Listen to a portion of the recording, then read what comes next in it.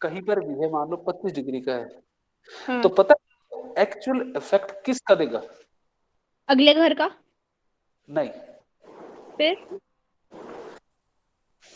25 में 12 12 12 12 24 और 1 25, आप उस साइन को रिपीट करिए, 12 के बाद फिर वापस उसी साइन से काउंट करने लग जाइए, जैसे 12 और 12 24 और 1 25, मतलब 25 दोबारा एक नंबर बन जाएगा मेष राशि। दोबारा से समझे? बोलो सर, समझ नहीं आया, नहीं आया। ओके। मान लो किसी का 13 डिग्री का प्लैनेट है कोई, हाँ जी। तो हम उसे, वो कौन सी डिग्री बन जाएगा? 12 मीन है ना, 13वीं राशि वो एरीज बन जाएगा। अच्छा, ओके, तो नक्षत्र के हिसाब से आप ये बता रहे हो? डिग्री, ओनली मतलब डिग्री। डिग्री डिग्री के हिसाब से बता रहे हो कि 12 डिग्री, क्योंकि मीन राशि आ जाती है हमारी। करेक्ट, जैसे तो वो मान लो मेष राशि बनी ना 13 डिग्री का, तो फिर मेष राशि का बन गया वो। इम्पैक्ट मेष राशि का ऐड होगा उस प्लैनेट। Okay okay okay. तो आपने लिया, मान लो 28 डिग्री का था, हाँ जी। तो तो ये बना 12 12 24 और 4 कर्क राशि। नहीं नहीं नहीं नहीं, हाँ, कैंसर। अब ये प्लेनेट कैंसर का रिजल्ट ऐड लेके साथ लेके चलेगा अपने। अरे गॉट इट सर। समझ गए? समझ गए सर, बिल्कुल समझ गए, राशियों का प्रबंध समझ गए। प्लेनेट को आप ये कई बार ये सोच रहे हो ना कि मान लो बृहस्पति उच्च का है, तो आप ये कहना चाह रहे हो कि बृहस्पति या तो 10th हाउस में है या फिर कर्क राशि में है। ठीक है, आपका मतलब ये हो, ये ये होता मानते हैं, लेकिन वही बृहस्पति अगर मान लो 8 डिग्री का है, हम्म तो स्कॉर्पियो का रिजल्ट लेके चल रहा है वो। चल रहा है वो, समझ गए सर। चलो, आज तो बृहस्पति का ही टॉपिक है हमारा। हमारा टॉपिक भी जुपिटर ही है, the planet of Brihaspati, wisdom. तुम्हारी बृहस्पति तो आई नहीं है। बृहस्पति को कॉल करो हमारी। The planet of wisdom, the planet of ethics. Jupiter के बारे में ना एक बहुत इंटरेस्टिंग चीज पता चली। जुपिटर एक ऐसा प्लैनेट है जिसके पास स्पेशल एस्पेक्ट्स हैं। और मैं ना कहीं पे स्पेशल एस्पेक्ट स्टडी कर रहा था मंगल शनि और गुरु की। तो वहां पे मुझे मिला कि जो गुरु की 5वीं दृष्टि है ना, वो हमारी पास्ट लाइफ से जुड़ी हुई है। और जहां पे भी व्यक्ति की 5वीं दृष्टि पड़ेगी ना, वहां से रिलेटेड व्यक्ति के पास्ट डीड्स कुछ ऐसे होंगे जो उसको ब्लेस कर रहे हैं। राइट, ये मैंने भी पढ़ा और था। जो 9वीं दृष्टि है, 9वां भाव कहते हैं, उन्होंने 9वें भाव और 9वीं दृष्टि को थोड़ा सा कंबाइन किया हुआ था। वो ये कहते हैं कि जो 9वां भाव होता है ना, वो हमारे डीएनए का होता है। वहां से हम अपने एंसेस्टर्स को देखते हैं, बिकॉज वो फादर का भी भाव है। और फादर के लिए अगर फादर की कुंडली में जाए तो वो ग्रैंडफादर का भाव है। तो इसलिए वो कहते हैं कि जहां पे 9th एस्पेक्ट पड़ती है ना, उस व्यक्ति को उस जगह पे उस ऑब्जेक्ट से लेके, जो ऑब्जेक्ट उस भाव से आएगा जहां 9th दृष्टि पड़ रही है, वहां से रिलेटेड उसके एंसेस्टर्स की ब्लेसिंग हमेशा उसको रहती है।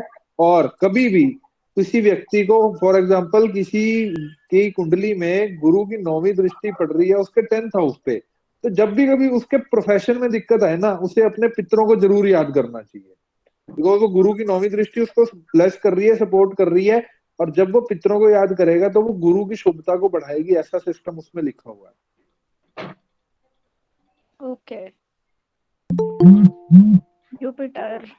बट मैंने ये भी पढ़ा है, जुपिटर जहाँ बैठता है वहां पे तंगी भी लेकर आता है। है। ऐसा है सर? ये भी प्रिंसिपल है, इसको बोलते हैं कार को भावनाशा है। ओके, कि जुपिटर जहां बैठता है ना, वहां पे कुछ ना कुछ तो प्रॉब्लम आती ही आती है। ये जो सूत्र है कार को भावनाशा है, इसका मतलब ये हुआ, कोई प्लेनेट किसी भाव का कारक है और वो वहीं बैठ जाए, तो आप खुश हो ज्यादा मत होइए, वहां पे सब कुछ अच्छा नहीं करने वाला है वो। नहीं करेगा वो। हम्म जुपिटर किसी का 5th हाउस, ठीक है, और अगर केतु 12th हाउस में हो, और केतु किस में हो? 11th हाउस में, ठीक है, गुरु राहु, ठीक है सर। और अगर उसने स्पिरिचुअलिटी का कोई काम करने के लिए कोई डोनेशन वगैरह दिया, स्पिरिचुअल काम के लिए, रिलीजियस काम के लिए, उसके बच्चे नहीं होंगे, बच्चों में प्रॉब्लम हो जाएगी। और गुरु उसकी प्लस राहु तो पितृदोष भी बनाता है ना सर? केतु केतु केतु हमने राहु पढ़ा था। ओके, गुरु और केतु पितृदोष बनाता है। नहीं नहीं नहीं, मैं बता रहा हूँ बृहस्पति 5वें में और केतु 11वें में केतु हो, 11वें में। रिलीजियस काम के लिए डोनेशन कर दिया तो आपको एजुकेशन में या आपको फादर की तरफ से या आपके बच्चों को लेकर प्रॉब्लम आपको आएगी। और ये एस्पेक्ट की बात है ना कि बृहस्पति के सामने की 9वीं एस्पेक्ट और 5th एस्पेक्ट, किसी भी प्लैनेट के जो एस्पेक्ट होते हैं उन्हीं एस्पेक्ट में कोई प्लैनेट बैठ जाता है वो उसके अच्छी शुभता को खा जाएगा। जैसे मंगल मान लो 4th और 8वीं रखता है दृष्टि, हाँ जी। ठीक है, तो मंगल जहां भी बैठा है कुंडली में उससे 4थे घर में उसका शत्रु बैठ गया है या 8वें घर में कोई शत्रु बैठ गया है, मंगल डाउन हो जाएगा। ओके। अगर मंगल मान लो किसी का मंगल क्योंकि वो मकर डर में, जाएगा, क्योंकि वो डर जाएगा। बट मंगल क्यों डरेगा सर? मंगल डरेगा नहीं, काउंटर वो उसको काउंटर एनर्जी मिलती है वहां से। ओके, रुकावट आएगी, ठीक है। आप लोग कुंडली में देखते हो ना, कभी भी किसी प्लैनेट को हम देखते तो हम उसे एक देखते हैं कि इसके इस ग्रह से केंद्र में और त्रिकोण में कौन बैठा हुआ है। हम्म। तो अगर केंद्र में बैठा हुआ है या त्रिकोण में बैठा हुआ है तो सपोर्टिव प्लैनेट है उसके लिए, करेक्ट। राइट। लेकिन ये केवल 7th एस्पेक्ट पे ही लागू होगा, 4थे पर 8वें पे नहीं होगा, क्योंकि 4थे में तो मंगल के लिए तो फिर 4थे में कोई आएगा वो तो केंद्र में आ गया। केंद्र में आ गया, राइट।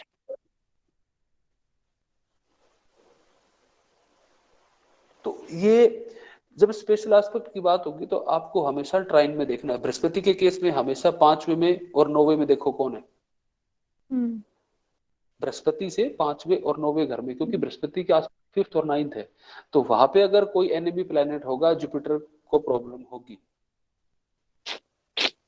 वो एक सर्किट है, वो एक सर्किट बनता है। उस सर्किट में अगर एनिमी आ गया है बीच में तो आपका फ्लो रुक जाएगा, डिस्टर्ब हो जाएगा। इसलिए हम लोग राइट देखते राइट राइट। 5th हाउस, हाँ ठीक है। कि आज आप लोग बोलो। तुषार, यस। बोलो जी।